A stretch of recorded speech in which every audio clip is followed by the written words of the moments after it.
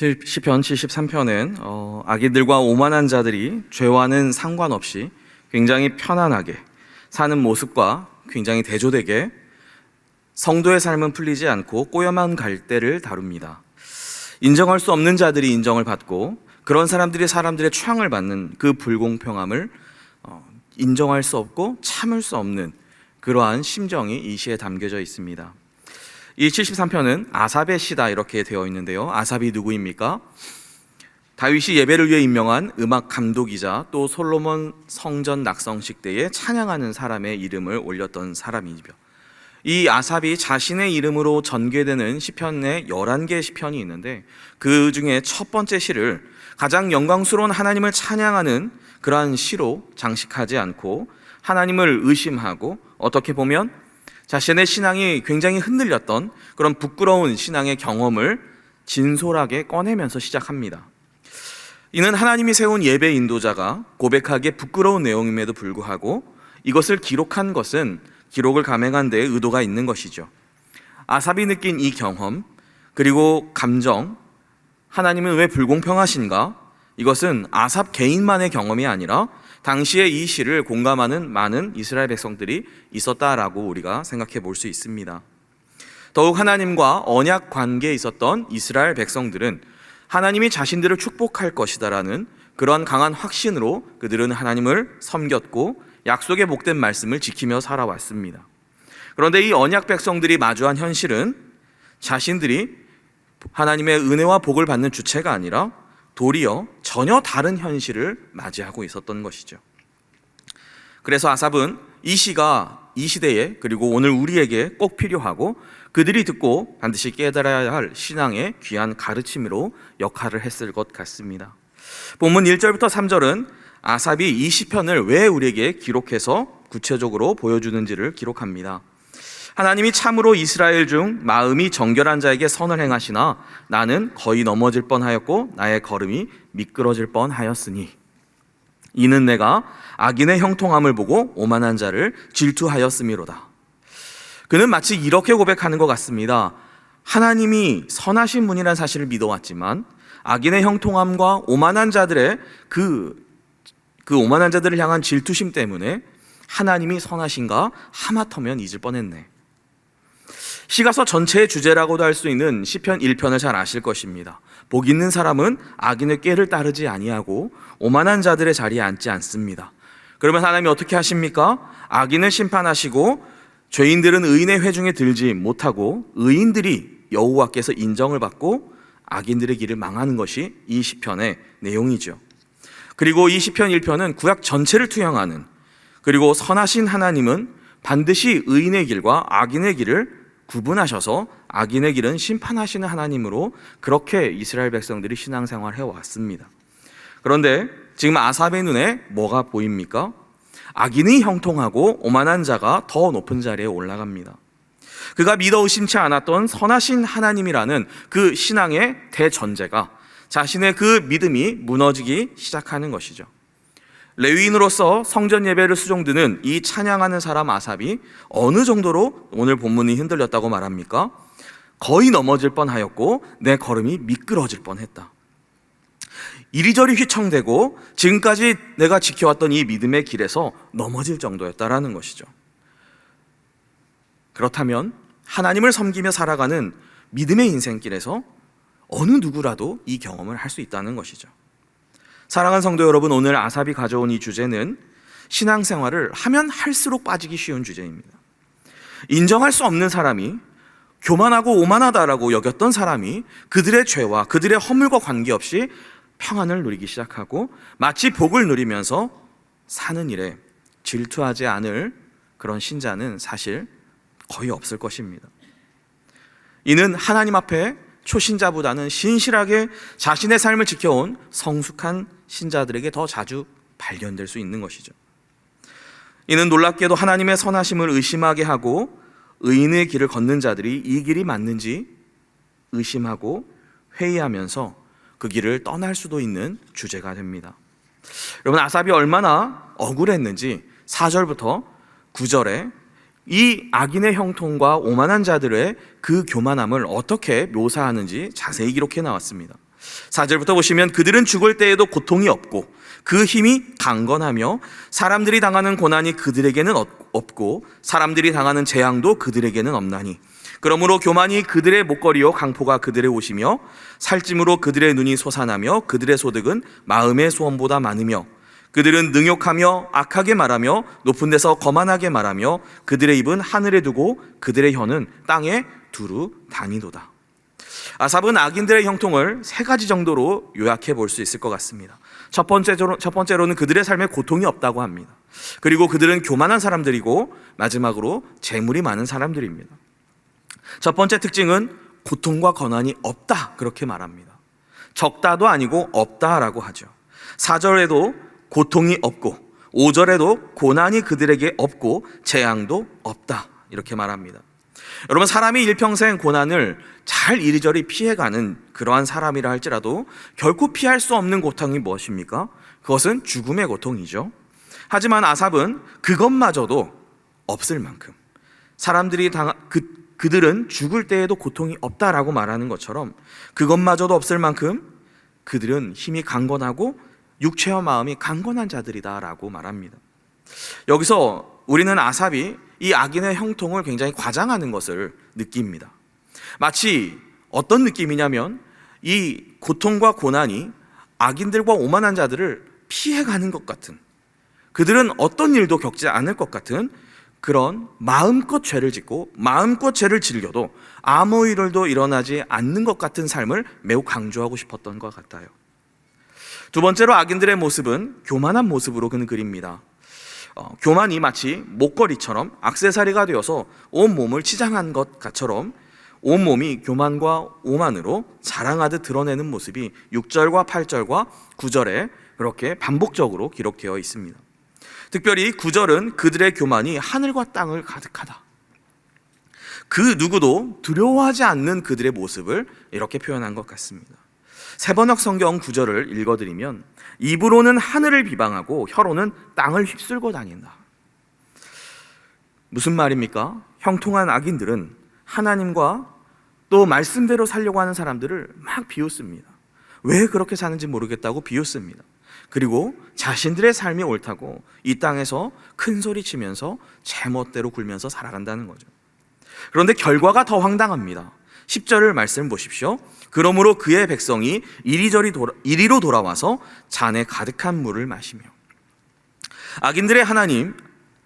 악인들의 그 하나님 무서운 줄 모르고 큰소리치며 교만한 모습을 보고 하나님의 백성들이 어떻게 합니까? 도리어 그들을 부러워하고 그들의 말에 홀려서 그 물을 들이키듯 그들의 생각을 받아들인다는 겁니다. 11절이 그렇게 말하죠. 말하기를 하나님이 어찌하랴 지존자에게 지식이 있으랴 하는도다. 여러분, 예배 인도자였고 찬양하는 사람으로서 백성들의 예배를 수종드는 사람이었던 이 아삽이 얼마나 황당했을까요? 예배와 말씀으로 찬양으로 그렇게 변화가 더딘 백성들이 악인들의 모습을 보고 오만한 자들의 그 말에 홀딱 넘어가 버리는 것을 보면서 얼마나 허탈함을 경험했을까요? 마지막으로 7절과 12절에 묘사된 악인들의 모습은 매우 풍요로운 삶을 살고 있으며 그들은 과시적으로 소비를 하고 재물이 계속 불어나는 그런 모습으로 묘사합니다. 그런데 이 모습은 마치 유대인들이 하나님의 축복을 받는 모습인 것처럼 지금 아삽의 눈에 그려지고 있습니다. 아삽과 하나님 앞에 신앙을 지키는 성도들이 신앙을 지키면 하나님께서 허락하실 소망했던 복이, 그 복 있는 자의 모습이 자기들에게 있는 것이 아니라 저 악인들에게, 그들은 마치 다 가진 자들처럼 보였다라는 것이 지금 아삽이 견딜 수 없는 이유입니다. 시인은 회의에 빠집니다. 본문 13절을 보시면 내가 내 마음을 깨끗하게 하며 내 손을 씻어 무죄하다 한 것이 실로 헛되도다. 13절에서 시인은 무너집니다. 마음이 깨끗하였다는 것은 그가 정결하고 거룩하게 살려고 애썼다는 것이고, 손을 씻어 무죄하게 한 것은 어떻게 하든 외적으로 드러나는 행실과 행위가 늘 바르게 살려고, 죄로부터 멀어진 삶을 살려고 애씀이 있었다라고 우리가 생각할 수 있는데, 그가 지금까지 지켜오던 이 모든 모양의 신앙이 헛수고처럼 여겨진다라는 겁니다. 시간 낭비였다. 아무 소용없더라. 그것이 도대체 무슨 의미가 있는가? 그가 하나님을 예배하는 예배자로서의 삶을 후회하고 있습니다. 유진 피터슨의 그 메시지의 이 부분을 보면 조금 더 마음에 깊이 와닿습니다. 유진 피터슨은 아마 주인 없는 빈 가게를 생각하면서 이 부분을 번역했던 것 같아요. 가게에 들어갔는데 주인이 없는 거예요. 주인이 오기를 기다렸는데 주인이 없는 틈을 타서 사람들이 그 주인의 물건을 싹쓸이합니다. 나는 하나님을 섬기는 사람이어서 그럼에도 주인이 올 거라고 생각하고 계속 주인을 기다리지만 주인은 오지 않고 사람들은 그 주인을 기다리는 나를 한심하게 쳐다보고 주인 없는 가게를 그 물건을 마음껏 가져가서 자기를 채우고 원하는 것을 갖고 하고 싶은 것을 마음껏 하며 살아간다는 거 그렇게 기록하고 있습니다. 사랑하는 성도 여러분, 세상에 내가 이해할 수 없는 불의가 일어나고 용납할 수 없는 악인의 성공과 형통이 있다고 온 세상의 주인이 없습니까? 원래 계시지 않았던 겁니까? 그런데 주인이 어떤 이유에서인지 침묵하시니까 사람들은 마치 원래부터 주인이 없었던 것처럼 행동합니다. 그러나 가게의 주인이 있다라는 것을, 그가 반드시 돌아올 것이라는 것을 믿는 사람은 어떻게 살까요? 주인을 존중하고 주인을 기다릴 것입니다. 가게의 상황이 어떻든 다른 이들이 어떤 범죄를 저지르든 주인을 인정하고 주인을 존중하며 기다릴 것입니다. 하나님께서 뜻이 있으셔서 섭리 가운데 우리가 다 알 수 없음을 인정한다면 이 이해할 수 없는 불의와 악인의 형통에도 우리의 믿음과 신앙, 우리의 예배의 가치는 결코 흔들려서는 안 된다는 것이죠. 그런데 우리의 신앙에 왜 회의가 찾아오고 이해할 수 없는 일을 이해할 수 없고 받아들일 수 없는 일들이 왜 많아집니까? 이 문제는 결국 주인에 대한 신뢰의 문제입니다. 아삽은 선하신 하나님을 예배하지 않은 적은 없지만 나에게 선하실 때만 하나님은 선하시다라고 고백해 왔던 것이죠. 사람들은 자꾸 세상이 이렇게 불공평하고 이렇게 정의롭지 못한데 하나님은 도대체 무엇 하시는가? 그렇게 하나님을 부정하고 하나님의 자리를 비워서 이것이 다 하나님 때문입니다. 그렇게 얘기하죠. 그러나 아삽은 이 아삽의 신앙의 회의를 가져온 것은 침묵하시는 하나님 때문이 아닙니다. 주인의 부재 때문이 아닌 것이죠. 주인이 없는 틈을 타서 제 것인 양 주인의 것을 배불리는 자들을 바라보면서 이렇게 생각하는 것이죠. 내가 바르게 살았다면, 나의 신앙을 하나님이 바르게 인정하셨다면, 선하신 하나님이라면 저들이 갖는 저것을 내게 주실 것인데, 그렇게 악인들의 성공과 그들의 높아짐을 시기하고 질투하고 도리어 부러워하는 마음이 우리 마음속에 찾아오기 때문에 우리가 신앙의 회의가 시작된다라는 것이죠.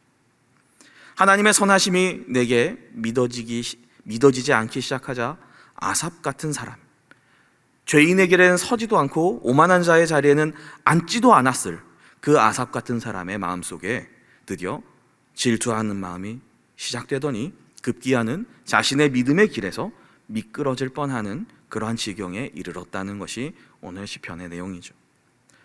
사랑하는 성도 여러분, 이해되지 않는 세상과 이 용납할 수 없는 사람들의 승승장구를 자꾸 하나님 탓으로 돌리지 마시기 바랍니다. 우리는 마치 하나님보다 우리가 더 정의롭고 더 불의를 참지 못하는 척을 그만해야 합니다. 사실은 내가 하나님을 기뻐하지 않고 있고 다른 것을 기뻐했다는 사실을 인정해야 합니다. 그래서 그 누구라도 질투에 휩싸일 수 있는 연약함이 있다는 것을 우리는 깨달아야 합니다. 악한 자를 부러워하는 질투가 우리를 지배하기 시작하면 우리는 어느새 하나님을 잊고 그 하나님의 부요함을 잊게 되어 있습니다. 본문 17절은 전환점을 맞이합니다. 이 미끄러질 뻔한 아삽이 정신을 차리고 깨닫습니다. 아삽은 17절에서 자신의 신앙에 찾아온 회의를 이렇게 깨달았다고 기록하죠. 하나님의 성소에 들어갈 때에야 그들의 종말을 내가 깨달았나이다. 시인은 성소에 들어가고 나서야 드디어 괴로움이 끝납니다.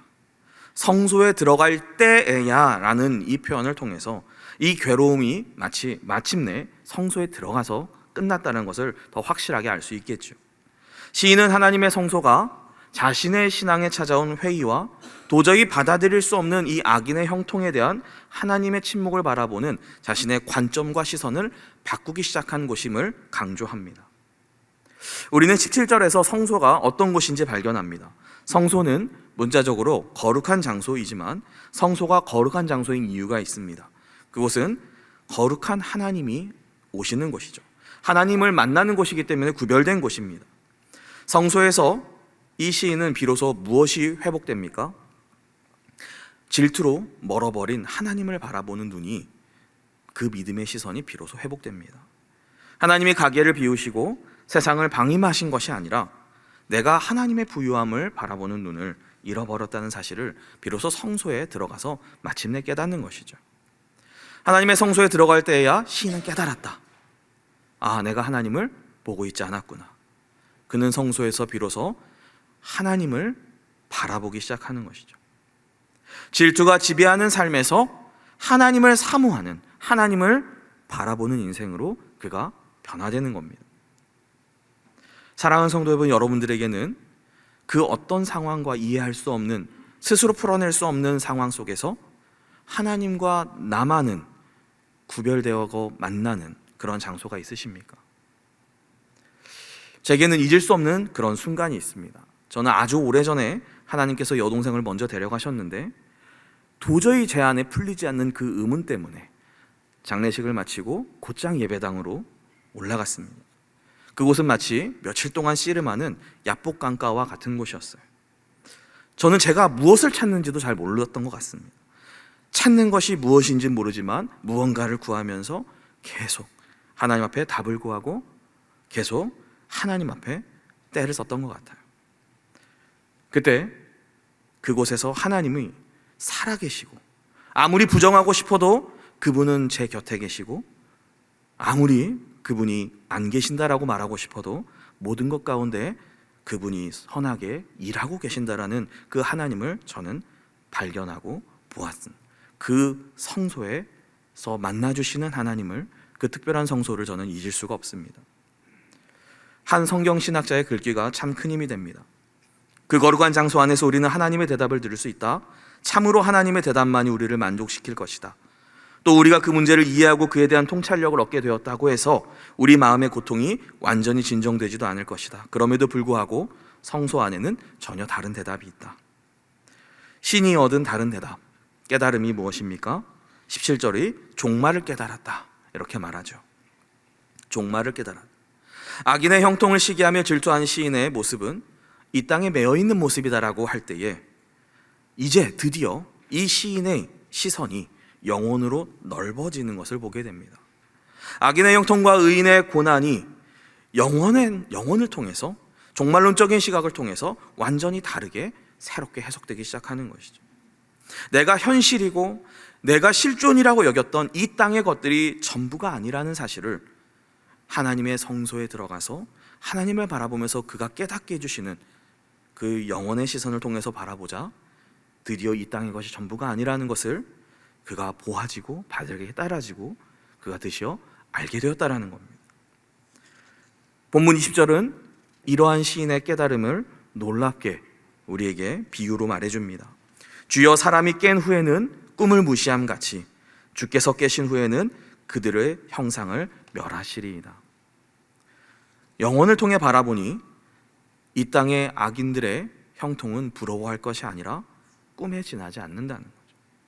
이전에는 그것이 부럽고 그것이 실존이고 그것이 현실이고 그것을 해결해야 문제가 풀린다고 생각했는데 그 모든 것들은 깨고 나면 없어질, 무시해도 괜찮은 꿈에 불과하다는 것이죠. 진짜 바라보고 진짜 사모해야 할 현실은 이 세상에 있는 것이 아니라 영원한 하나님 나라라는 것을 시인은 마치 이제 나는 꿈에서 깨어났습니다 라고 말하는 것처럼 그렇게 깨달았다고 고백합니다. 여러분 24절을 보시기 바랍니다. 시인은 주의 교훈으로 나를 인도하시고 후에는 영광으로 나를 영접하실 것이라 말씀합니다. 여러분, 하나님께서 후에는 어떻게 하시겠다고 합니까? 영광으로 나를 영접하실 것이다. 여기서 영광은 하나님과 함께하는 회복된 삶입니다. 아근의 형통으로 인해서 고통받고 멸시받던 그 의인들의 억울한 삶에 정의가 세워지고 문제가 해결되고 모든 어려움과 위기가 극복되는 그것이 바로 이 영광의 삶으로 영광으로 영접하는 것이죠. 그런데 시인의 깨달음이 이 하나님의 약속의 말씀에서 이렇게 적용이 됩니다. 오늘 25절을 함께 읽어보겠습니다. 25절입니다. 시작. 하늘에서는 주 외에 누가 내게 있으리요 땅에서는 주밖에 내가 사모할 리 없나이다. 아멘. 영원한 삶에 대한 깨달음, 하나님에 대한 올바른 관점으로 이제 드디어 하나님의 선하심을 의심하던 이 시인이 이렇게 고백하죠. 하늘 위에 주님밖에 없습니다. 그리고 놀랍게도 이전에는 땅의 것을 부러워했던 그가 땅의 것, 그 악인들의 것을 질투하고 시기하던 그가 땅을 어떻게 바라봅니까? 땅에서도 주밖에는 내가 사모할 리 없습니다. 그가 땅을 대하는 눈이 열리고 땅을 해석하는 능력이 생긴 것이죠. 사랑하는 성도 여러분, 여전히 저와 여러분이 살아가야 될 세상은 악인이 득세하고 이해할 수 없는 오만한 자들의 승승장구는 지속됩니다. 그러나 더 이상 시인은 땅의 것에 이제 마음을 두지 않습니다. 그는 더 이상 질투가 지배하는 인생이 아니라 이제는 주를 사모함이 그를 이끌고 그를 지배하는 인생이 되었기 때문에 이제 그는 주님으로 만족하고 이 땅에서 진정으로 사모할 것, 그가 바라고 소망할 것은 땅의 것이 아니라 악인들이 가지고 있는 것이 아니라 예수가, 주님이 나의 유일한 소망임을 그가 비로소 깨닫는 것입니다. 말씀을 마칩니다. 사랑하는 성도 여러분, 우리의 영적 소망은 하나님을 바라보는 것입니다. 하나님의 성소에서 하나님을 통해서 우리의 영원한 관점을 우리가 회복할 때 우리는 그때 비로소 꿈에서 깨는 것이죠. 진짜 현실인 영원한 하나님 나라를 바라볼 때에 우리의 시선과 관점이 땅을 바라보는 눈이 바뀌게 되고 열리게 됩니다. 그럴 때 거기에 전혀 다른 대답이 있고 우리는 여전히 똑같은 세상을 살아가지만 다르게 바라볼 능력이 생깁니다. 이 다름으로 시인은 믿음의 여정을 걸어낸 것처럼 저와 여러분이 오늘 28절의 시인의 다짐처럼 주의 모든 행적을 전파하며 소망으로 살아가시기를 주님의 이름으로 축복합니다.